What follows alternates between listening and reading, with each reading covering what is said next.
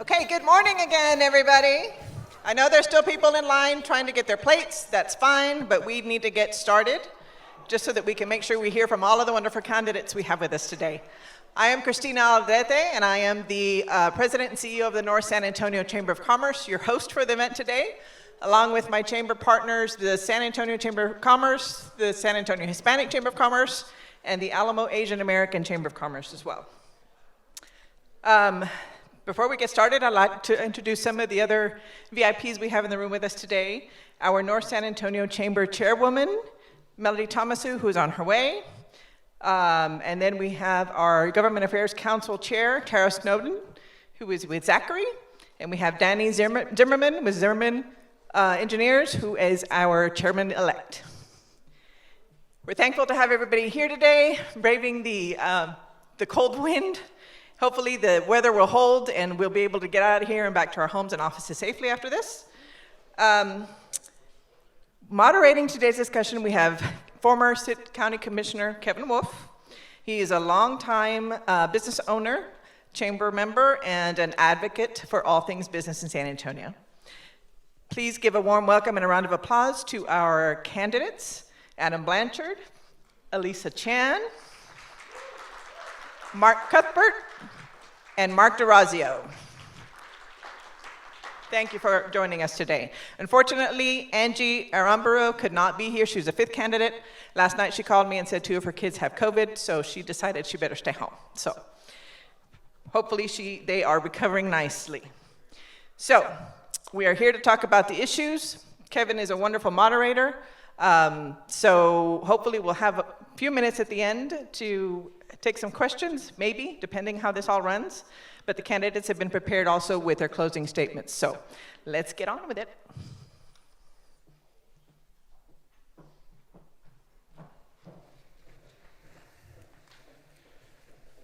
Thank you, Christina. Appreciate that.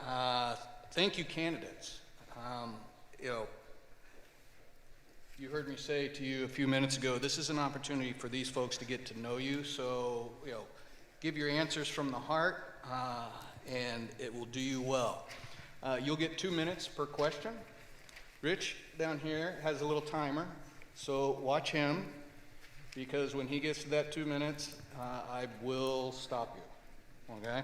At the end, you'll also have 2 minutes to wrap up and give your closing, all right? There will be a number of questions in between. I'm going to try to get to everybody so that you can each give an answer to those. So again, respect each other's time and stuff and make sure that everybody has an opportunity. This is a business forum. These are business people. That's what we want to hear about. We want to hear about what it is you plan to do in order to help us do our business. Because whether we like it or not, government plays a big role in how we end up doing business, and what the government does, and often what they don't do. So keep those things in mind. Let's see. I apologize ahead. I will cut you off if you go too long. Don't hate me for it. I've been where you are, and I know how hard it is to get things across as quickly as you can. So, to start things off on a little lighter note, these are one-word answers, okay? I'm going to start with Mark on the end, and I'm going to say, Mark, running a campaign is tough. I can tell you personally, it was my least favorite thing to do. I much preferred serving in office rather than having to run for office. It's hard on the candidate and it's hard on their family. And when you're in the middle of it, it's very stressful. So, with that said, what is your go-to stress drink or food during your campaign?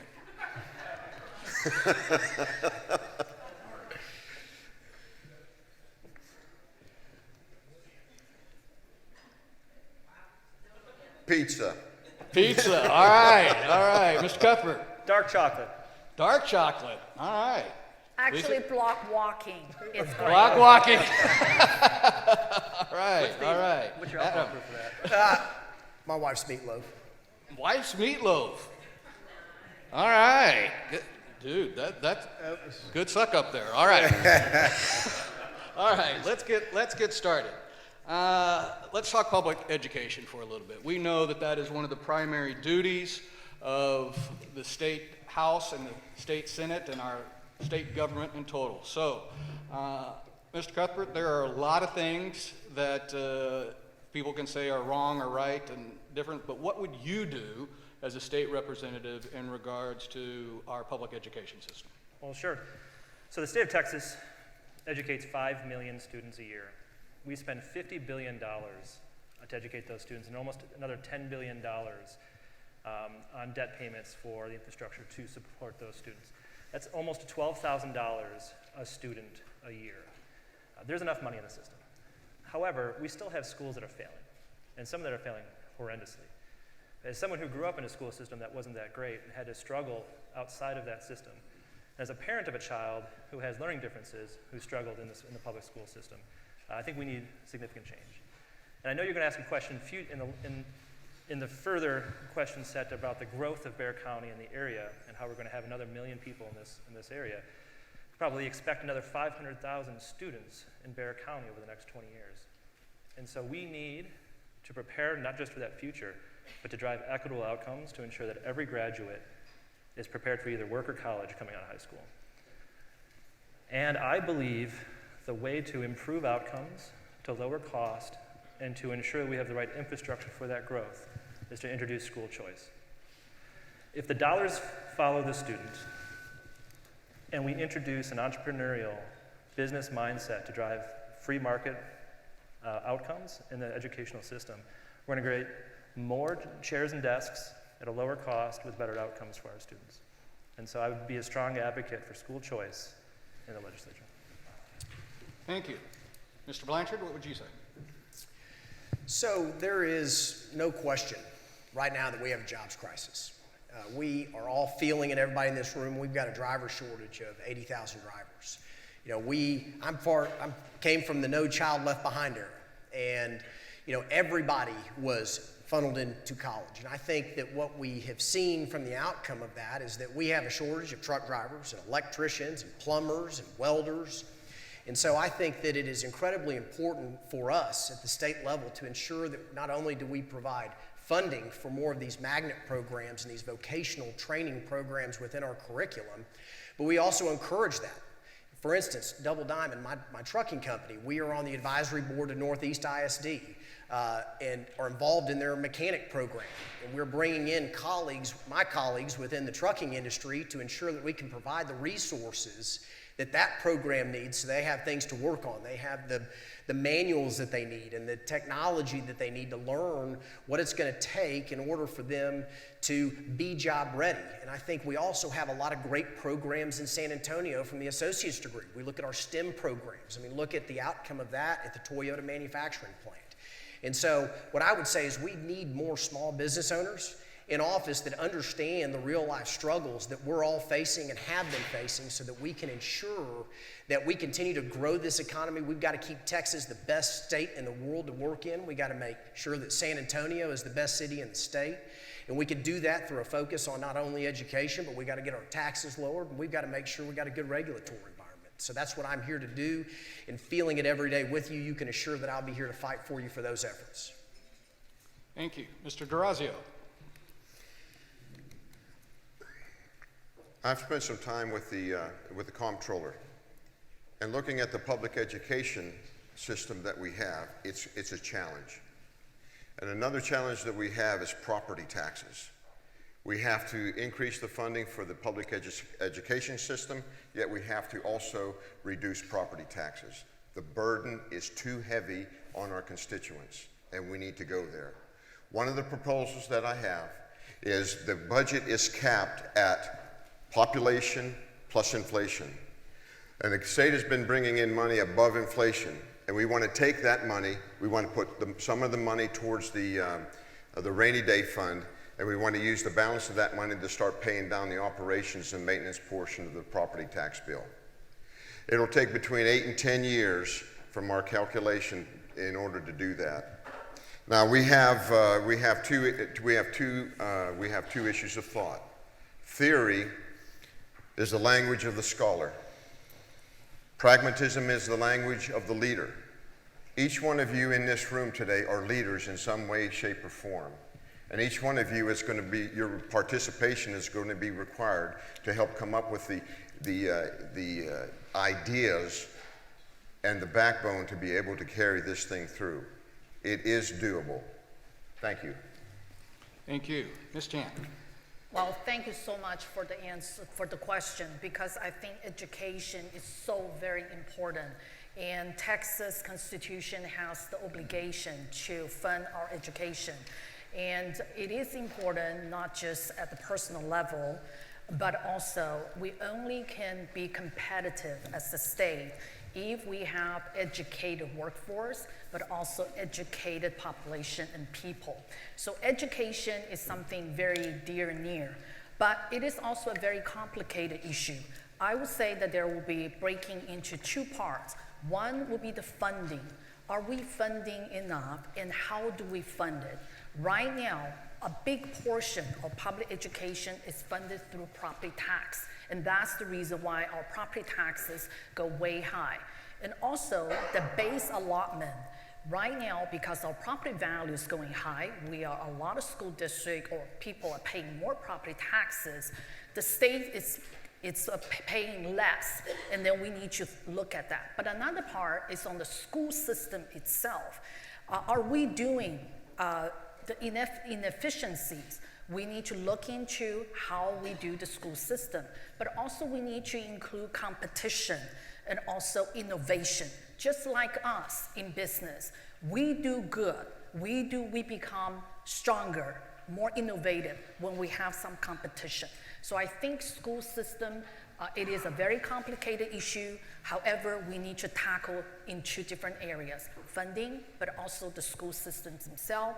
We need to have a little competition, innovation. Thank you. Thank you. So speaking of competition, we're in competition with other states and other countries for that matter in regards to economic development. One of the tools that has been used at the state level is the 313 Enterprise Fund. Mr. Dorazio, can you give us your thoughts in regards to should that fund continue to be used? If so, what sort of regulation and oversight would you propose for it? I think the 313 fund makes absolute sense to continue to use, because if it brings businesses here and businesses are creating the wealth that we are now enjoying, we need to do that. You have to cast your bread upon the water, and you have to do that into the future. And the 313 fund is one of those ways that we can do it. And the oversight on the 313 funds, I think, needs to be done by the comptroller. We need to use good common sense and practicality on how we issue those funds. We just don't want to give it to individuals that do not have the vision or the foresight to be able to carry those ideas into the future. We have to look to the future. Americans are poker players. We need to become chess players. And those chess players move 8 and 10 moves out. We as leaders need to move 8 and 10 moves out into the future. And we have to enable our kids to do that. 313 fund is a good start, a good way to do it, only if it makes sense. If it doesn't make sense, we need to go with ideas and issues that do make sense.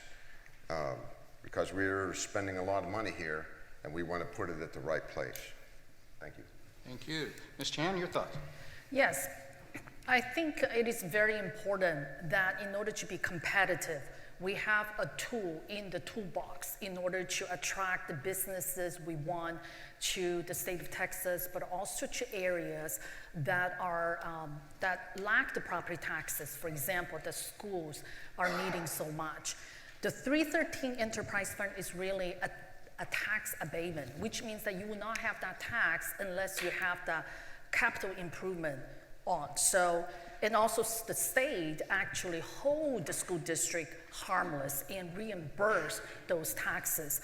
I think it is important that we have that tool in the toolbox. I know that there are criticisms about how people get granted, which businesses get granted, and that comes to the oversight. I think we need to have transparency.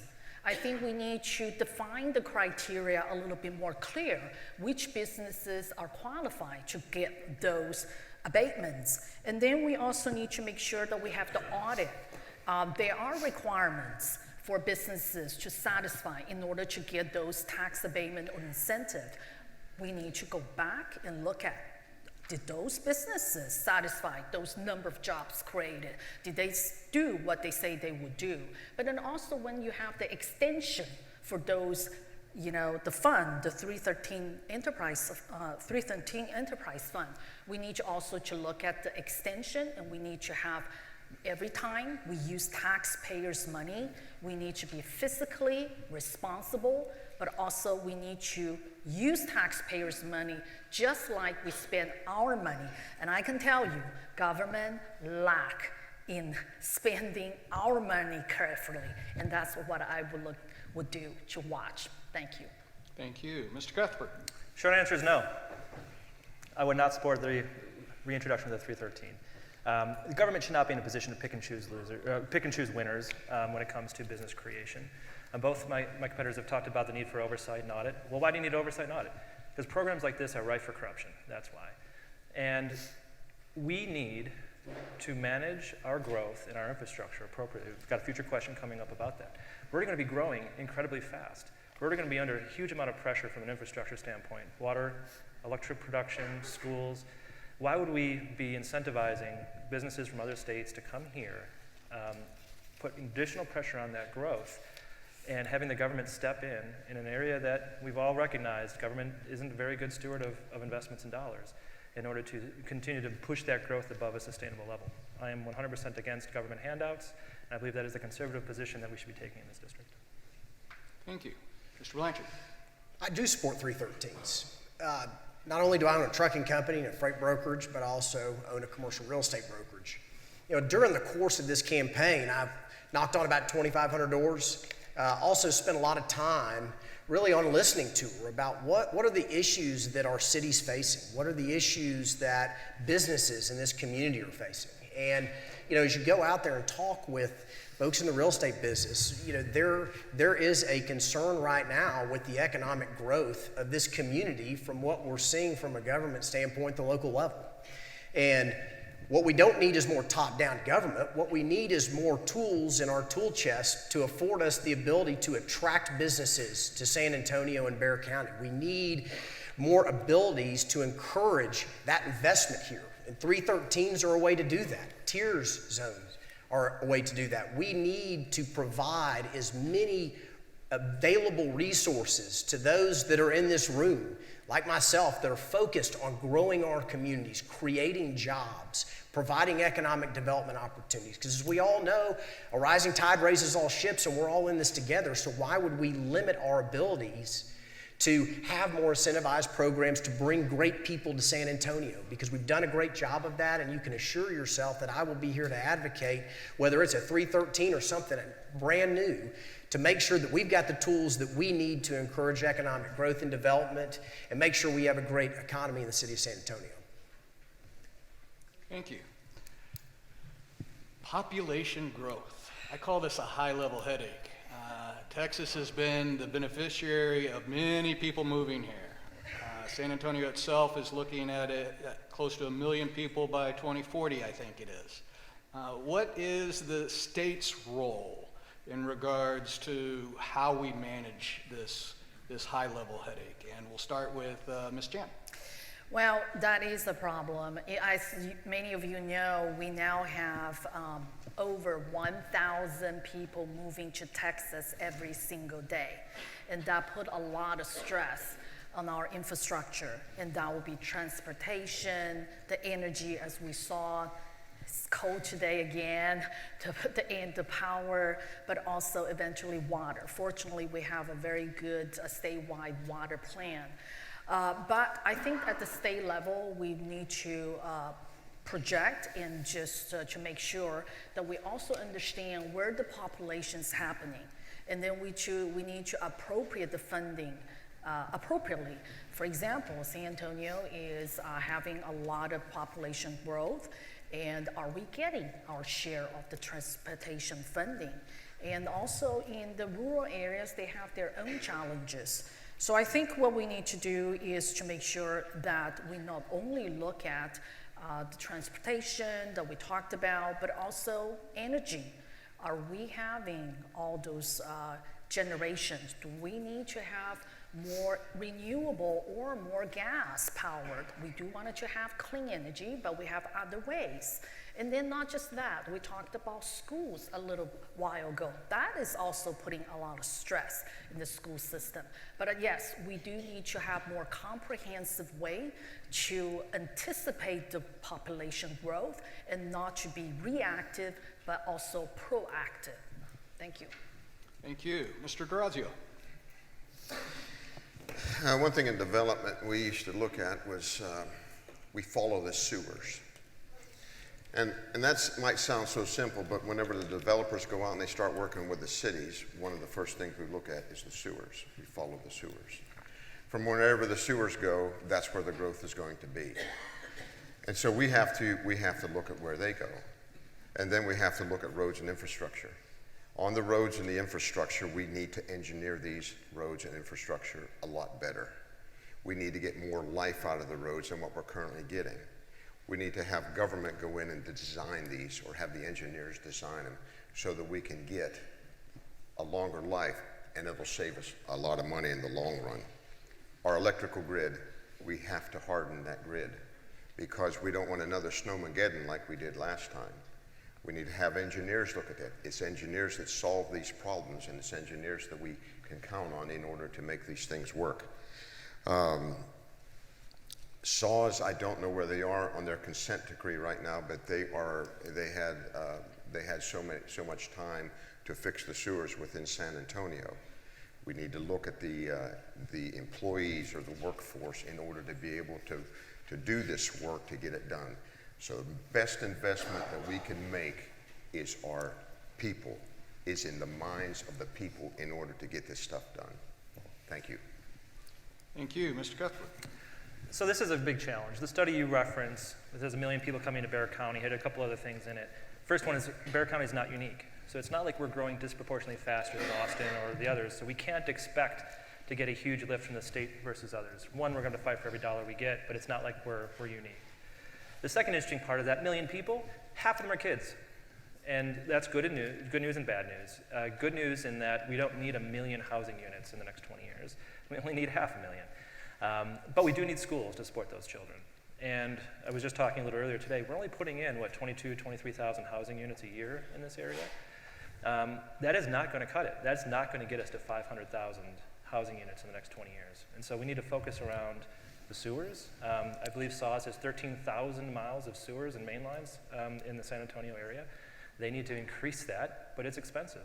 I just was talking that the cost of a foot of sewer line has increased 100% to 400% over the last year or two. And so we have significant issues with having the right capital plan. And when you think about electricity production, we are struggling. And I do believe that part of that answer needs to be a fundamental rethink around how CPS is managed and run. And so I'm supportive of a privatization effort with CPS, have them focus on core production of power, and get the politicians out of running what should be a for-profit enterprise. You introduce free market, entrepreneurial activity into some of our infrastructure areas, and let the free market help solve some of these challenges. Thank you. Mr. Blanchard? So I've had the privilege to serve on the executive committee for the San Antonio Mobility Coalition for many years now. And I think what we have to first focus on is infrastructure. I mean, infrastructure and infrastructure growth are essential to a growing community. We have to make sure that we continue to fight for and protect Prop 1 and Prop 7 to ensure that we have dedicated transportation funding that's coming down from the state. We have to work with our regional mobility authorities, and we have to work with the MPO to make sure that we're providing them the resources that they need in order to allocate those funds for essential infrastructure within our communities. I mean, even Speaker Phelan has stated that next session we're going to be focusing a lot on infrastructure, not only in our aging infrastructure, but the need for new infrastructure. And I think we need somebody in this position with a firm grasp and understanding on that. We've seen it within our supply chain. I mean, we need more focus on ensuring that we have that, from an energy perspective. We have a problem with the grid. We got to make sure that we continue to focus on having a reliable power grid. You know, we are an energy state. And the fact that we are moving away from oil and gas and natural gas-fired power plants. I mean, we all want to leave this community and this world cleaner than when we received it, but we got to make sure we have a reliable power grid, and doing that through natural gas-fired power plants is the way to do it. We also have to make sure that we protect our natural resources. We were blessed to have Lyle Larson, who is an expert on water. We got to make sure that we hand that torch off smoothly. And we got to ensure, I've met with saws. I mean, we have had a lot of growth and development. We have injection wells to ensure that we're maximizing our water permits. We got to keep that infrastructure within our water critical. And my granddad was a farmer, so water was a huge issue to us, but we've got to make sure that we have jobs as well, and continuing to focus on creating more jobs and providing an environment that works for each of our businesses for a growing economy. Thank you. All of you are doing great, by the way. Thank you for keeping on time. I know how hard this is, and I want you to know, you're going to get through it. Keep going. You're doing all right. So, all right, touchy one here. Sometimes this kind of fights against each other. International trade and border security. Mexico is the #1 trading partner of this state. However, we also have a border problem. Tell me, Mr. Cuthbert, what would be your answer in regards to how we balance this? So I'm a businessman. You know, I'm a senior executive at a local financial institution you may have heard of. And trade gives jobs, jobs gives lives. And so it is a very important thing for us to make sure we are managing our economy in a smart way. But at what cost? That's what I keep asking myself when I think about the border. Are we willing to turn a blind eye to the horrific sexual trafficking, the sexual abuse, the drug trafficking, and the deaths at the border? Is that who we want to be as a people? Is that who we want to be as a state? I don't believe so. And so I do believe that action at the border is necessary. And one of the questions that came up here was, is it sustainable? My first question is the moral degradation that we will allow to happen sustainable if we don't control the border? I was talking to a voter the other day. He owns a private investigation company. He's owned one for 20 years. 100% of his job right now is trafficking, or is finding missing women who have been trafficked across the border. 100% of his job.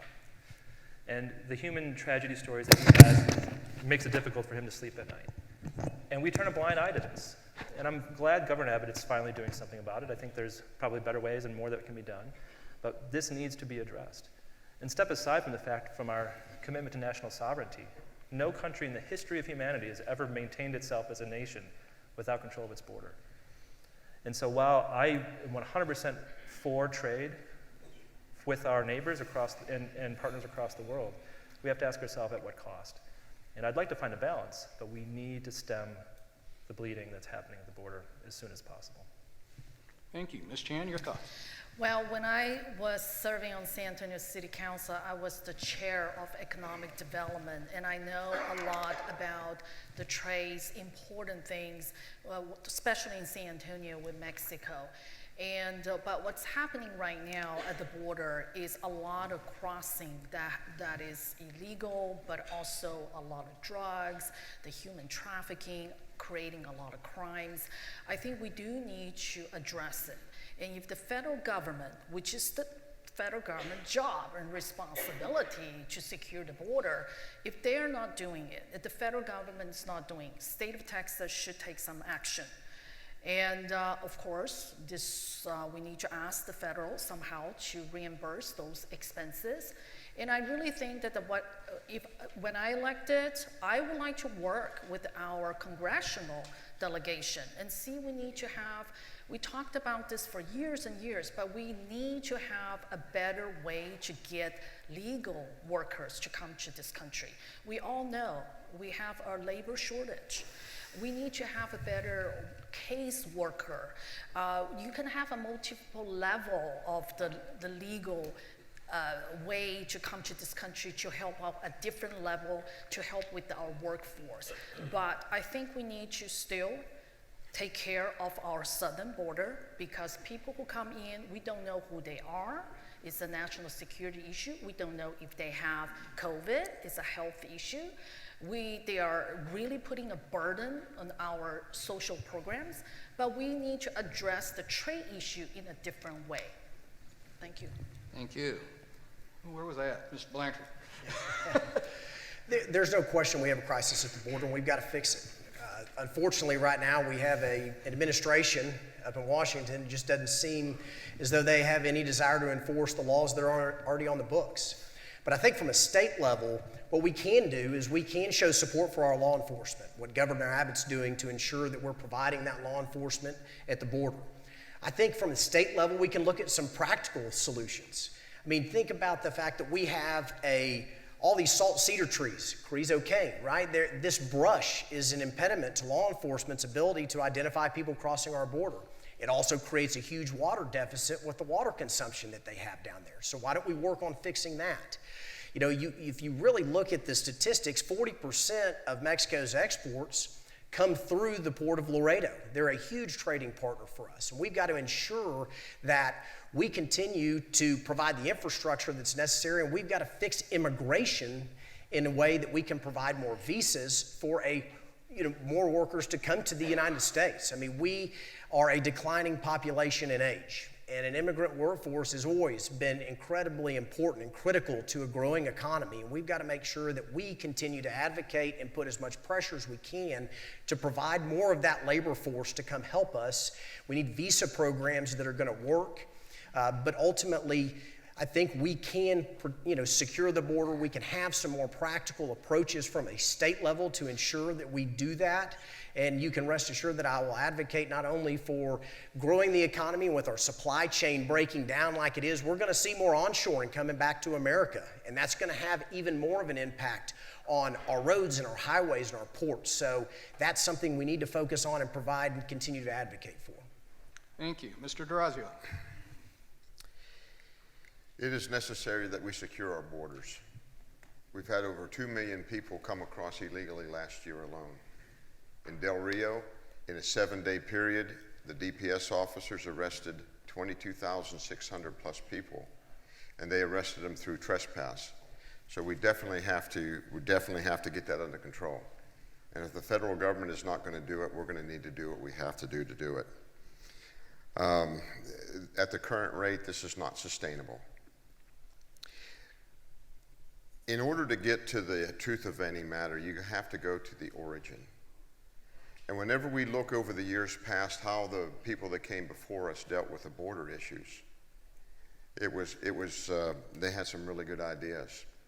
They had one program that my wife's grandfather used, because he hired the seasonal workers that came across to work in his fields, in his tomato fields and plants. And the same people came across year after year just specifically to work for him. And it was a very effective method. One of the things that we did as missionaries, we went to Durango, Mexico, and we worked with the indigenous people there. I would send my crews down there and my crews to different parts of the world to work with the people, to teach them how to do, construct, and build. We would not do it for them. We would teach them how to do it. And if we go into these countries and teach them how to do the work that they need to do to build their country, that is by far one of the best immigration policies that we can do. And America is well noted for doing that. And we have had very good success with doing that. We've also helped other countries with some of their trash problems. And we had some ideas. So that is my Thank you. vision. You guys have made it to the speed round. The next question, I'm just going to go right down the line here. It's a one-word answer. You have to say it as quickly as you can off the top of your head. So, Mr. Blanchard, in yard work, do you prefer mowing or raking? Mowing. Ms. Jan? Mowing. I got to go raking. Okay. Breaking. Great. Now I have perfect people to come over to my house. And I no longer have to do this. Good. Very good. Now, Great wait, answers. Wait. We need to ask you a question. Uh-oh. All right, one question. Do you prefer mowing, raking, or your favorite comfort food? Favorite comfort food? Most definitely. All right, on to something that has been mentioned a number of times and is always big in state elections, property taxes. We have problems with that. Mr. Blanchard, What are your thoughts and potential solutions? Well, there's no question.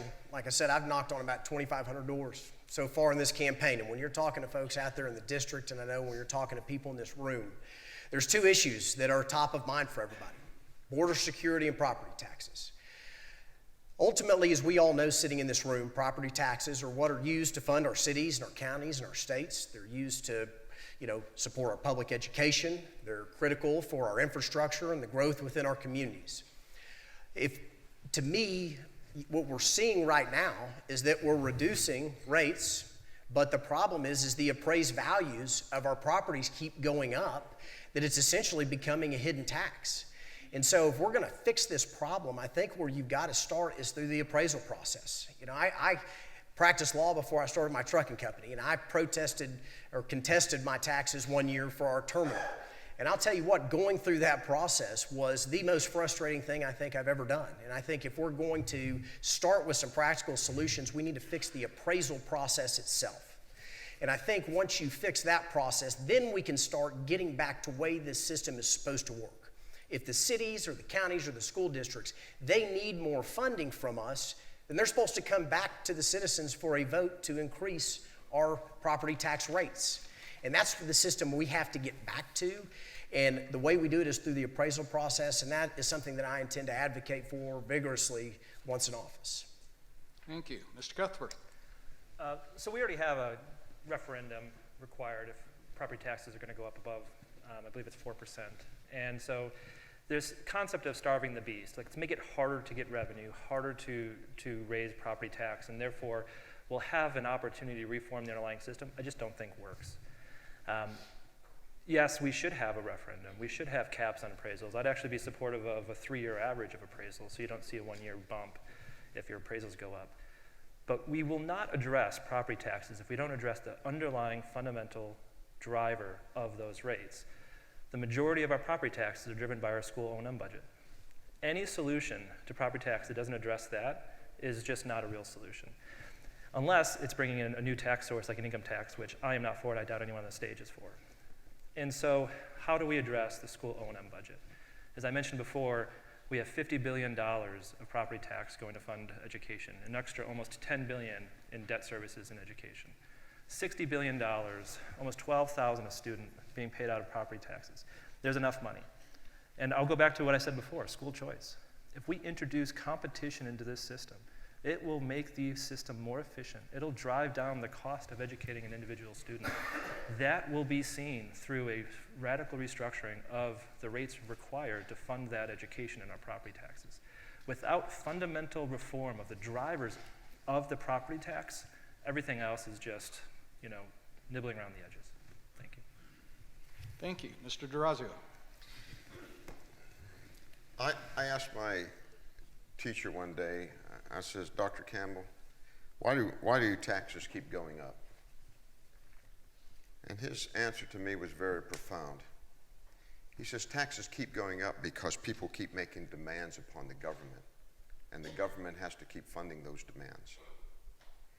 And so I look at the property tax, and that is one issue that we have to deal with in this legislative session. As I stated earlier, the budget is capped at population plus inflation. We need to begin buying down the operations and maintenance portion of the property tax bill using the money above inflation. We have to pay some on the rainy day fund, and the balance goes to pay down the operations and maintenance. Demand. How much do we as business people keep demanding of our government? Extra protections, extra perks, it all comes around, and we're all going to pay for it. I look at this stuff as an investment. If we can make an investment and it gives us a return, we need to do it. We also need to take a look at the population that we have to serve, and the homeowner is getting beat up pretty bad. When I had one of my constituents come out and say that her property taxes went up $500 a month, which is $6,000 a year. And you divide that by 2,000 hours a year working time, that equals about $3 an hour. And and when you look at that money that they're spending, you have to convert that to how much of my life is I'm putting into something like this, and it has to be dealt with. Thank you. Ms. Chan?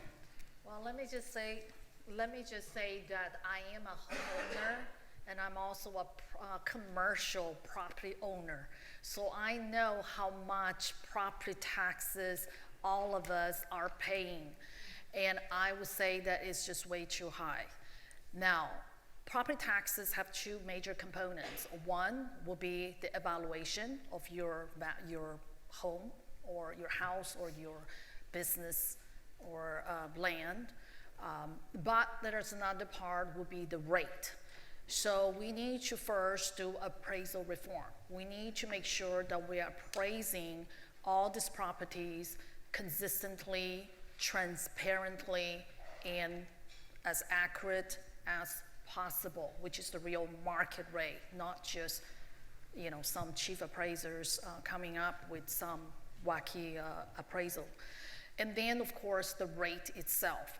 And right now, the bigger portion of it is public school. So we need to find a different way to make sure that it doesn't take up so much property taxes to fund our school system.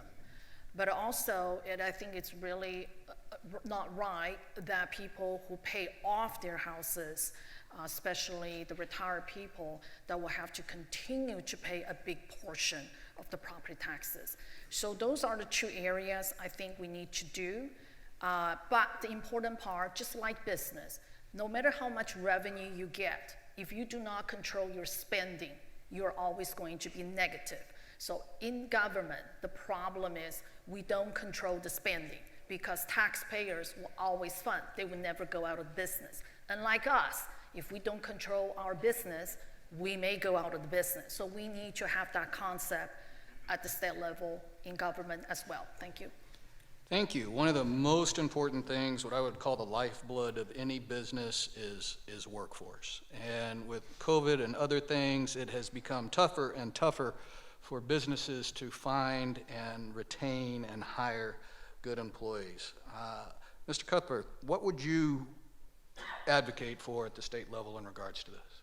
Yeah, it's a great question. I've at various times in my career at the Texas-based financial institution I work at, I've had hundreds of people reporting into me, and staffing those roles is incredibly difficult, finding the right talent.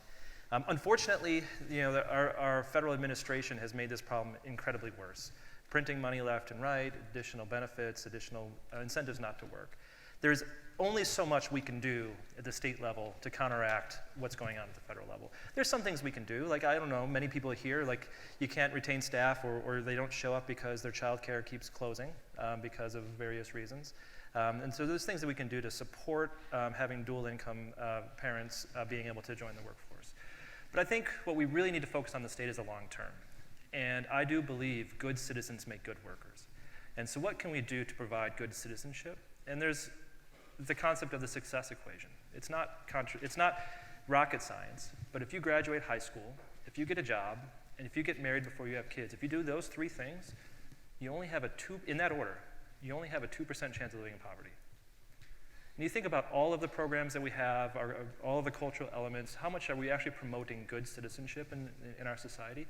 To actually graduate high school, either job or college ready, and being able to prioritize employment. I worked from a very young age, starting in construction. I worked in Burger King in high school. Like, I've had a bunch of jobs when I was young that taught good, basic, show up on time, all the qualities of a good entry-level workforce. I was able to get through entry-level positions. And it was just part of my culture and what I was supposed to do. You get a job. You get a job after, whether you go to college or not, but you get a job, then you get married, then you have kids.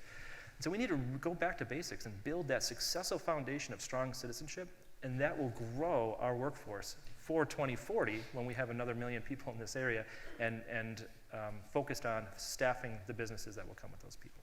Thank you. Mr. Blanchard. It all starts with education. We have to have a continued focus on ensuring that we have students coming out of high school that are workforce ready. We have to continue to focus on ensuring that we have associate degree programs that are providing the critical training that we need for a growing workforce. You know, we have a declining population. Ultimately, what we need is an overhaul of the way that our visa programs work. As many of you sitting in here know, that's more of a federal level than a state level, but an allocation of visas per country instead of per industry or per need of our economy is a huge problem. But you have programs, for instance, with the city of San Antonio, with the SA Ready to Work, and we've got the city that is engaging in training workforce. And when I first heard about this program, my first question is if the citizens of San Antonio, rightfully so, recognize that there is a problem with job training, why do we have a governmental entity that's trying to do the training? Why don't we create a competitive grant program so industry can train? Because you know, you've got so many great associations, the Greater San Antonio Builders Association. There's so many out there. Why don't we use those dollars, if that's what the citizens believe we need, and allocate those funds to groups that know how to use them and execute with them? And so I think it's going to take a combined effort, not only within everybody in this room, because we're all doing it. I mean, we all feel the same problem. We need to focus on, as individual companies and industries, doing what we can to encourage more of the curriculum and the training to make people job ready. But we need to have people in office that are in this same dynamic, in the same economy, feeling these same problems the same, to ensure that we can get, if we need grant programs, that providing the resources necessary every day with their door open and their phone on to be a resource and an advocate to ensure that our economy continues to grow and we have the education and curriculum necessary to get our workforce ready to go to work. Thank you. Ms. Chan. Well, let me say I feel your pain. The workforce shortage is a big problem, and I think we can tackle it in a couple areas. One, I think we need to encourage more vocational schools and trainings. We need to let younger people know that not everybody needs to go to college to have a respectful and good job. I think we don't do a lot of that. We need to have more opportunities to train our workforce. We also need to have more collaboration. And I know the city of San Antonio is doing some, but I can tell you, in my opinion, the concept is very good, but not executing very well, because I can tell you in another time some inefficiencies there. But also, if when elected, I do wanted to go and look at TWC agency. I personally had a terrible experience with Texas Workforce Commission, which they take a lot of the taxpayers' money. They're supposed to help to get labor force with the businesses, but I can tell you that their website takes 5 minutes for me to find out how to log on as an employer, and I was put on hold for 2 hours and 45 minutes. No one answered. I finally gave up. That will be something very tangible that when I get elected, I want to know, what are you guys doing that you're taking a lot of money, $30 billion from the budget, which is, of course, they need to give it to the insurers, to the unemployed, but no one is working that agency. Very personal, bad experience, but that will be something I will definitely do the first thing when I get elected. Thank you. Thank you. Mr. Dorazio. That's a good question. I was working on a program one time on how businesses and churches could work together. And as I worked through a lot of the issues between business and churches, we found it came down to one thing, and it was character. We need to, and Mark hit on it, we need to teach character to our children. And that's where it begins. It's with the children. Whenever I have job openings that we're paying $1,000 a week for, and then I have people that we want to hire and pay that, and they say, no, I can't afford to go work for $1,000 a week because I'm getting more in unemployment benefits, I take great offense to that. And I take offense to the government because that is taking my money, and whenever you look at life, life can be summed up in money. Because every one of us here in this room work for 8 hours a day 5 days a week, and actually, people in this room probably work a whole lot more than 8 hours a day. I underestimate it. And then you equate that to money. That is your life. You are exchanging your life for that money, and that money is being given away to somebody who has no respect for us or for what we're doing in order to fulfill the visions and the goals that we have for life. It doesn't bother me at all whenever these people. Anyway, I better not get off. Anyway, we need to cut those benefits, and those people need to go back to work, and we need to make sure that we train them in order to do the job that we need to do. Thank you. Speed round number 2. We're going to start at the opposite end of the table. One word answer. What word would you use to describe how your family feels about you running for office? Mr. Dorazio. Oh, Dad, what are you doing? Mr. Cuthbert. I would say excited. Excited? Ms. Chan. Go for it. All right. Mr. Blanchard. Supportive. Supportive. I asked my wife this question. She's here today.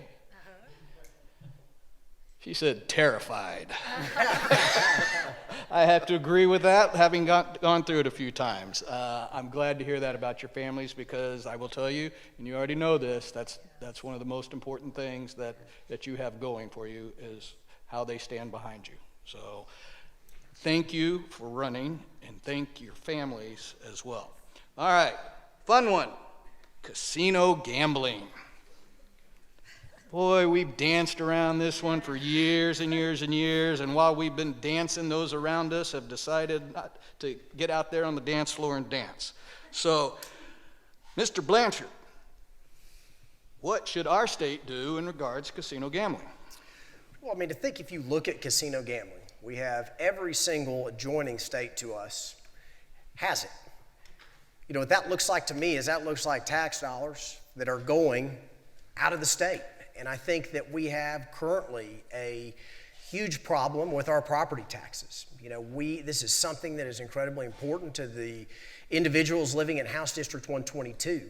And if we have the means and ability to provide other revenue sources from a taxing revenue perspective that can help us combat this property tax issue, why aren't we doing it? I mean, it's also it could be an incredible economic driver. I mean, we look at San Antonio. I mean, look at our economy here. How much of it is contributed to our tourism industry? I mean, and we're talking with everybody here in real estate. I mean, these are economic drivers that, to me, need to come back to Texas, because these are dollars that we're losing that we can help combat issues that we're having to pay for at the state level.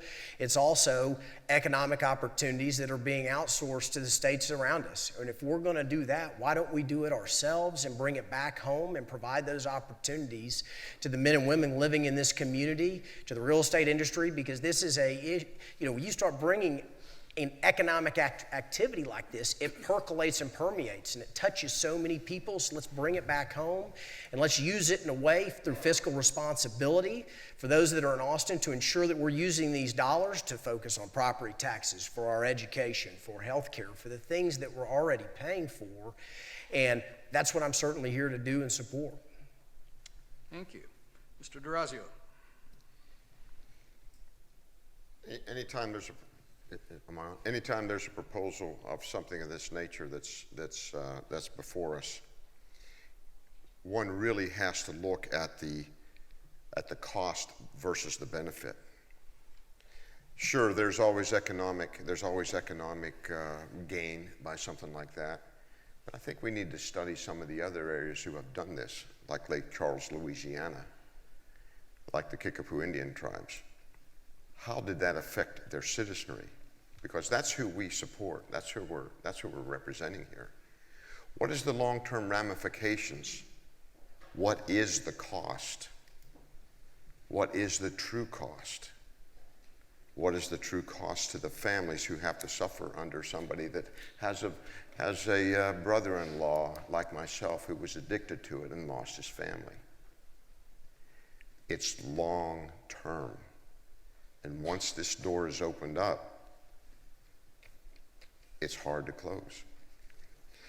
That's why you have to weigh the cost versus the benefit. Thank you. Ms. Chan. Well, I think I need to understand a little bit better about the economic impact that casino gambling would bring to state of Texas, and also see the actual proposal to really determine. But I do have concerns about what does that mean to the moral impact, but also hurting the families and the individuals who can least afford gambling. Now, remember, Texas, unlike our neighboring states, we are very diverse in our economy. We are actually, in 2021, we moved from place number 10 to place number 9 economy in the world. So Texas economy, it ranked the 9th in the world, bigger than Russia. So the question is, do we have enough, and perhaps we do, I would think that we do, have enough economy and the strength, but also the potential of business growth to give us the revenue or the funding necessary that whatever we need to do. We just, again, I just want to emphasize, if you do not hear me enough, emphasize spending. Spending is the issue. Efficiency. No matter how much money we get, if we do not control in spending, we're not going to get where we wanted to get. Also, government, they waste. I know. I serve on San Antonio City Council. I know how government wastes money. They are inefficient. We should be able to look into it, to audit, but also to make sure that they also understand what overhead factor is. All of you guys here understand what overhead factor is. I don't know if our government understand that, and we need to look into it. So that will be my answer. Thank you. Mr. Cuthbert. So I generally have a clear and strong point of view on just about most policy issues. I'm deeply conflicted on this one, in all honesty. Where Mark talked about, I've seen that play out. I've seen it in other parts of this country where they start with 1 or 2 casinos, and then there's a budget gap at the state level. They authorize some more. And the next thing you know, they've got authorized little slot machines in every gas station, up and down the state. I've seen the communities around Gary, Indiana's riverboats. I've seen the communities around the Biloxi, Mississippi riverboats, and I've seen, they're not very nice areas. On the other hand, I feel people should be able to engage in, their pleasure and how they want to spend their money in a way that is the definition of freedom for them. So I'm deeply, deeply conflicted on this topic around the public impact that I see on this issue versus giving people freedom to act the way they want. And so what I've come to kind of the conclusion on topics like this is I think this is a perfect topic for a referendum. I think this is something we should put to the voters. And if they want this, both for the revenue and then the opportunity to engage in that activity, then we should allow it. And if they choose not to, then we should not. Thank you. Medicaid expansion. Texas leads the country in the number of uninsured children. Federal government, through the Affordable Care Act, has offered us 90 cents on the dollar. Should the state of Texas expand Medicaid? Ms. Chan. Well, I think we do need to address the large number of uninsured in Texas, but I don't think expanding the Medicaid under the current Affordable Care Act is necessarily the solution. And the reason is because this big dollar amount that we called left at the table, my understanding, it is not forever. In other words, the federal can withdraw their 90 cents per dollar. And if that's the case, it will leave state of Texas in a very, very bad financial situation and would bankrupt Texas state budget. So I don't think that would be fiscally responsible. That's one part of it. The second part is the Medicaid reimbursement to the doctors are much smaller. And if we expand the Medicaid and we put more people into the system, it would essentially be competing with all the healthcare providers that will be giving to the most vulnerable and most needed right now. And it will also have a very bad negative impact to our health system because we simply don't have that many healthcare providers that will be taking Medicaid. So those are the two factors that I would not be in support of expanding at this point. Thank you. Mr. Dorazio. According to the Texas Medical Association, there's over half the children who are uninsured in Texas are eligible for public programs. We need an enrollment push, not an expansion. If we were to take this Medicaid program, you need to understand that it becomes permanent. And we have a balanced budget in Texas. And when we have to tighten our belts, budget cuts, what have you, the funding for this program will become unaffected. And we will have to rob from somebody to pay for this program in order to maintain the 10 cents on the dollar that Texas must have. So it does have a cost, and we have to really look at that cost and see whether we want to walk down that road or not. It sounds good at the beginning when things are going good, but when things go bad, where's the money going to come from? Thank you. Mr. Cuthbert. So I think Elisa had it perfectly right. Two major issues here. The 90 cents to 10 cents is not real. We know that that'll go away. As soon as the federal government has to tighten the belt, they're going to start pushing expenses to the states. There's absolutely no way that stays where it is. And secondly, not just the reimbursement rate, but the bureaucracy associated with Medicaid is so extreme that a little bit of the system in Medicaid is fine, but once it starts eating up a larger and larger share of our care infrastructure, you're going to see, one, people who can't afford it going out of business or refusing to take any Medicaid whatsoever, so you're going to start shutting people out of the Medicaid system. Or, even worse, you're going to have more and more primary care physicians and even some specialists exiting the system themselves. And you're going to see more and more MDs who are graduating avoiding those career fields. We already have a primary care physician shortage nationwide and in the state. And it's because of the bureaucracy, and it's because of lower reimbursement rates and the traditional pay-for-service model that is driving these people out of that care model. We need more primary care physicians because they should be health coaches. They should be with you on your health journey. But they can't right now because of the way the federal government has set up the reimbursement model. To double down on that, to drive it deeper into our health system, I think is a recipe for disaster. And that's over and above the budgetary impact it's going to have. And so I'm very much against expanding Medicaid. Thank you. Mr. Blanchard. There's no question that myself, my companies, and each of you sitting here are dealing with healthcare costs. I have to deal with my insurance renewal every year, and it hurts. It never goes down, it only goes up. When you start looking and diving into this issue, I think at surface level, it seems to make sense. The problem is the fiscal impact it would have to the state of Texas and the financial obligation to do this is unsustainable. And so expanding this Medicaid program is not the solution. And I think we all know that the expansion of any government program really never works out. I mean, we need less government, not more government. And so I think if we're going to tackle this healthcare, the healthcare costs we have now and the problems that we're facing, it's going to take some free market solutions. And I think we're going to have to come together and figure out how we're going to solve it. We were working on our lawsuit abuse reform bill last session. We actually had two bills. One was to deal with the overinflated medical billing practices we were seeing in these negligence lawsuits that we were dealing with.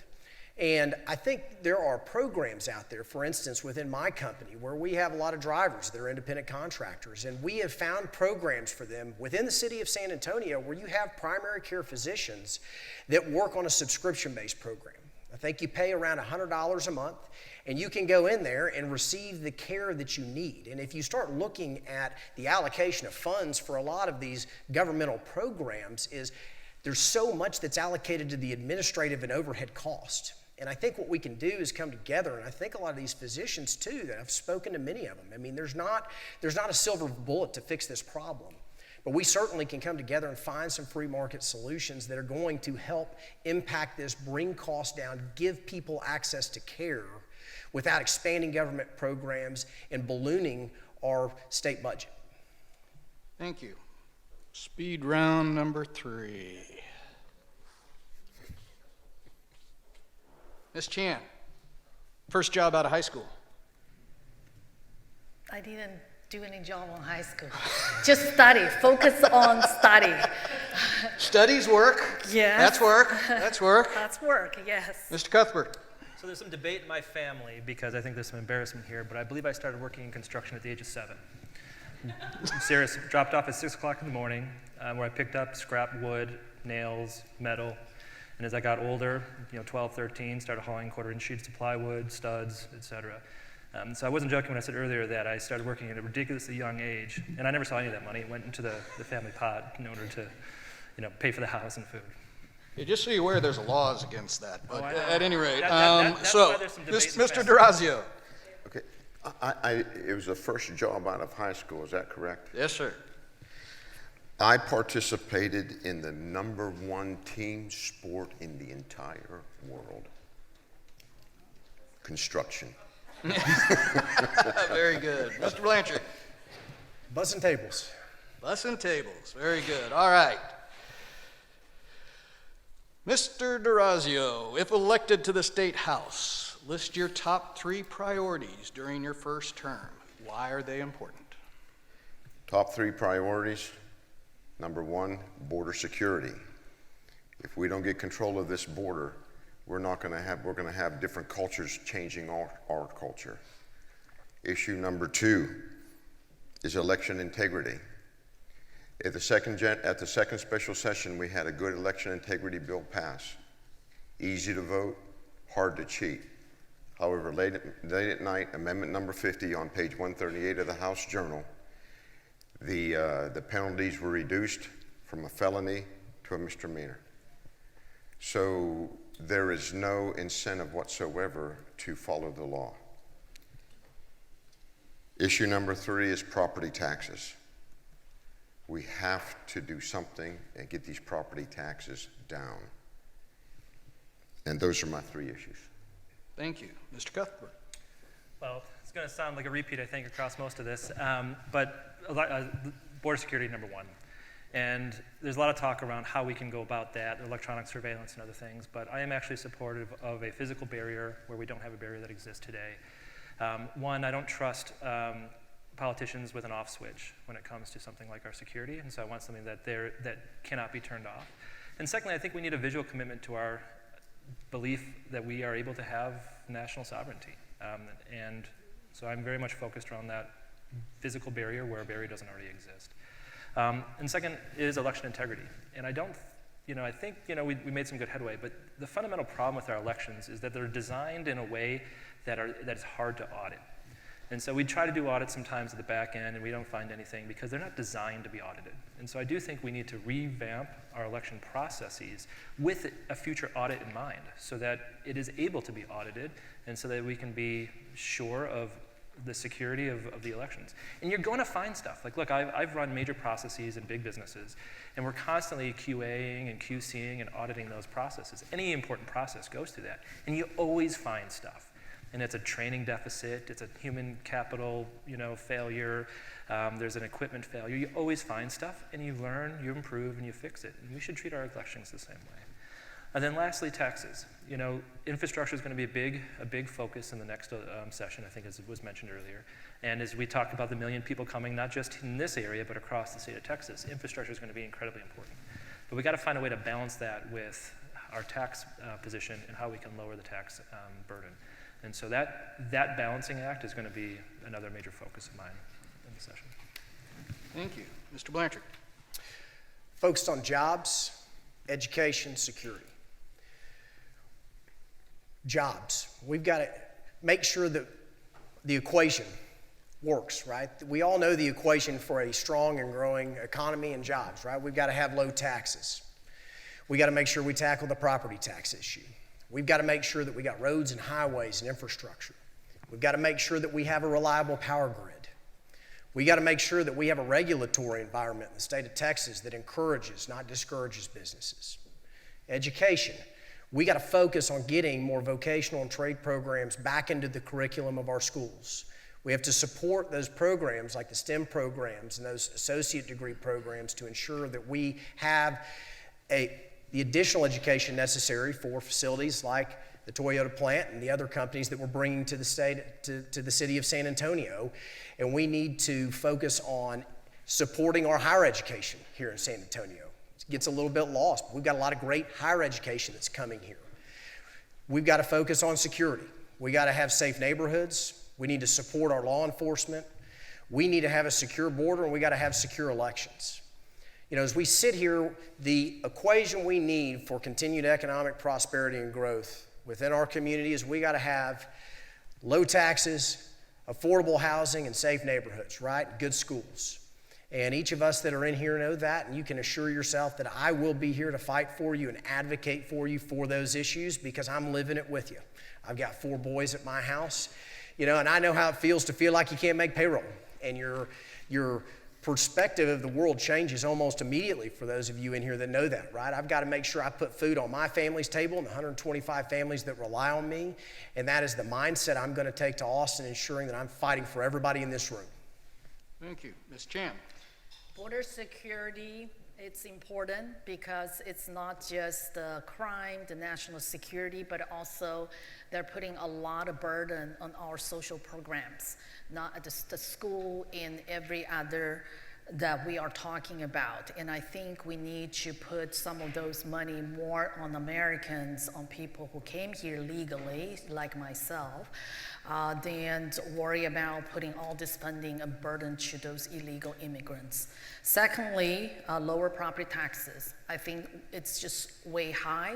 It is not just affecting people, but also affecting businesses.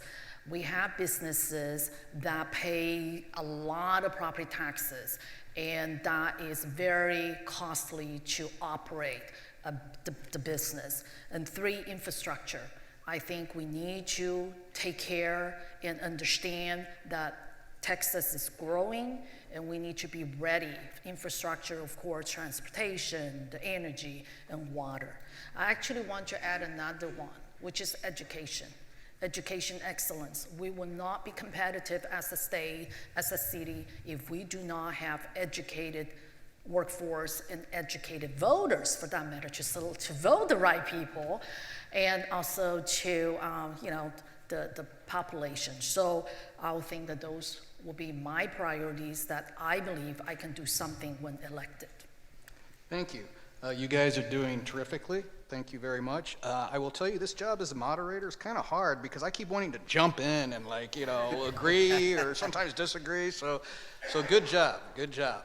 All right, Mr. Blanchard, what do you feel, and remember who the audience is here, what do you feel are the most important issues for business owners in House District 122? I know we continue to repeat this, but it's the jobs crisis we have right now. It's COVID. I mean, it's the fact that we can't get people to work. It's the fact that we're suffering and have suffered for so long with so many subsidies going out that are preventing people from getting back in the workforce. I mean, as I look around, our high taxes on our property taxes are very important, right? And I've been through this process as a business owner. And so I think we need government that is going to encourage small businesses because, the big corporations can deal with the taxes. They can deal with the regulations. There are not enough business owners in office. And I came back last session after fighting for tort reform for all of us in this room. It became evident we need more business owners in office, and it's my generation's turn to step up. We need more advocates for us, those that are fighting every day to make payroll, every day trying to make sure that we're putting food on the table and that we are growing our businesses. We need an advocate that's door's going to be open, phone's going to be on, but most importantly, somebody that's been there doing it with you, that's been in the same position that you're in and feels the same needs that you feel. And I've done that. And so it is, policies change, issues change. We're going to continue to run our businesses. What we need are strong advocates that are going to be there for us as these times change and these issues change, that are dealing with them with you and by you, that can go to Austin and advocate, and somebody too that's willing to collaborate. You know, I think the way we're going to get great policy, and we're going to continue to grow this city and the businesses within House District 122 in San Antonio, is collaboratively. It's sitting down together and learning the issues that matter to you and your industry, how we can go affect positive change for those issues, and also how we can very vigorously defend against bad policy that's going to affect you as well. So that's what I'm here to do. Thank you. Mr. Cuthbert. So I'm going to take a little different tack on this question. I think that the issues that are facing the small business owners in this community have not yet begun.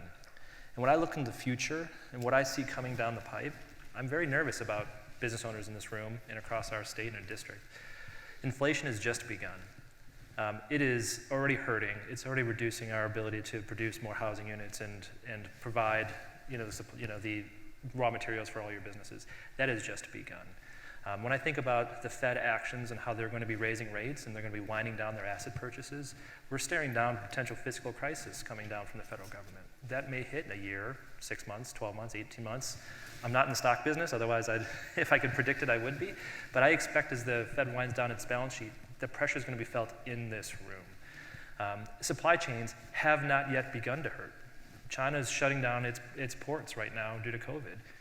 It takes 112 days for a ship to go from the Chinese port to the port of Los Angeles.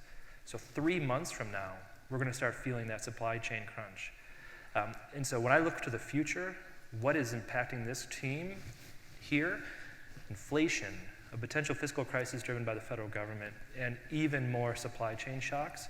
And so what you'll get out of me is someone that deeply understands the economy, deeply understands the structural issues that are facing you in this room, and working in Austin to what we can to impact the federal government and to abate the impact of the federal government here in the state. Thank you. Ms. Chan? You know, my husband, Clifford, many of you know, and we started a structural civil engineering consulting firm 30 years ago. As a matter of fact, we will celebrate 30 years. We employ over 55 full-time employees, and I can tell you, throughout these 30 years, right now is the first time we have seen the labor shortage. Every single business partners and friends that we talked about, everybody's hurting, whether it's construction, engineering, labor workforce shortage is definitely, I believe, is the #1 issue right now. And we need to address that. As a matter of fact, I see a lot of people here who I have done business or known for over 20 years at Berlanga. I know you since Gordon Hartman Homes, Danny Zimmerman. We know the engineering side of it. But of course, you know, we also have my chambers people who I helped founded in 2004. Thank you for coming. And of course, the North Chamber, I have worked with Dwayne Wilson before Christina, but I think that's what all chambers needs to come across and then work on the labor force. That is the #1 problem we have right now. That is the thing that state of Texas needs to step in as much as we can. But that will be the issue that is across the board. Everybody I have spoken to. I don't believe creating new jobs is the issue right now. There are a lot of jobs out there, but we do not have people to work on those jobs. And this is not just small business. This is also large companies as well. Thank you. Mr. Dorazio? I think some of the most important issues that we face today is taxation. And when you look at taxation and you look at your own individual businesses, how many days a week do you work to pay your taxes? I think one time I figured I work about 3 days, fast approaching 4 days. Taxation. The oppressive tax system that we live under, it's a flat miracle that we make a profit. The second issue is Why should I have to hire 7 attorneys to keep me out of the courthouse? Well, an attorney for this, attorney for that, necessary just to keep me out of the courthouse. And I think we really just need to take a look at how we're treating each other. Because when we treat each other the way that we do for the greed and the profit motive and do whatever we have to do to get it, we really need to take a look at our own character and our own motives of why we're doing something. The workforce is the second issue. We have to work on our workforce. You know, that's the generations coming up from behind us are the ones that's going to be carrying the load ahead of us. And so we need to ensure that that generation is well equipped to do the work that they need to do. You also need to understand that the greatest inventions of the world have not been invented yet. And we need to encourage thrift and invention. I had 2 patent pendings in our company. We were working for ideas to solve problems within San Antonio, and we got our systems to work. However, the systems that we chose to make work, they weren't profitable for us or sustainable for us to continue on with them. So that's innovation, that's invention. So we need to make sure our workforce has the drive to keep this going. Very good, thank you.